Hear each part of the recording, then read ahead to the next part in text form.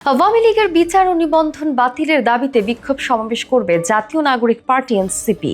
২২ March বিকেলে শাহবাগে বিক্ষোভের ডাক দিয়েছেন নবগঠিত দলটির যুগ্ম সদস্য সচিব সালেউদ্দিন সিফাত ২১ মার্চ গণমাধ্যমে পাঠানো এক সংবাদ বিজ্ঞপ্তিতে তথ্য জানান।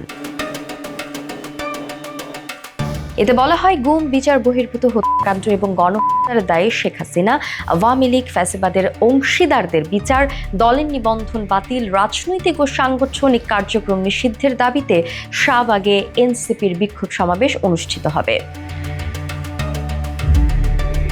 বিজ্ঞপ্তিতে আরও বলা হয়, শাহবাগ জাদুঘরের সামনে বিকেল ৩টায় জাতীয় নাগরিক পার্টি এনসিপি ঢাকা মহানগরের উদ্যোগে বিক্ষোভ সমাবেশ হবে।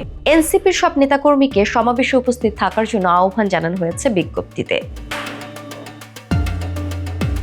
এর আগে ২১শে মার্চ রাতে বাংলা মোটরে জাতীয় নাগরিক পার্টির অস্থায়ী কার্যালয়ে এক সংবাদ সম্মেলন করে এনসিপি।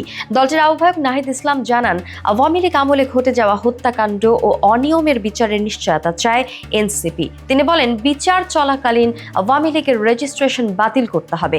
এই মাফিয়া গোষ্ঠীকে রাজনীতিতে ফেরানোর যে কোনো চেষ্টাকে প্রতিহত করতে এনসিপি অঙ্গীকারবদ্ধ।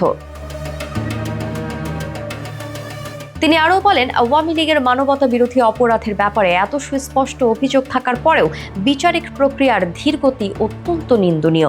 এনসিপি অবিলম্বে জুলাই গণহত্যা সহ বিগত ফ্যাসিবাদের শাসনামলে গুম ও বিচার বহির্ভূত হত্যাকাণ্ডের দৃশ্যমান অগ্রগতি দেখতে চায়।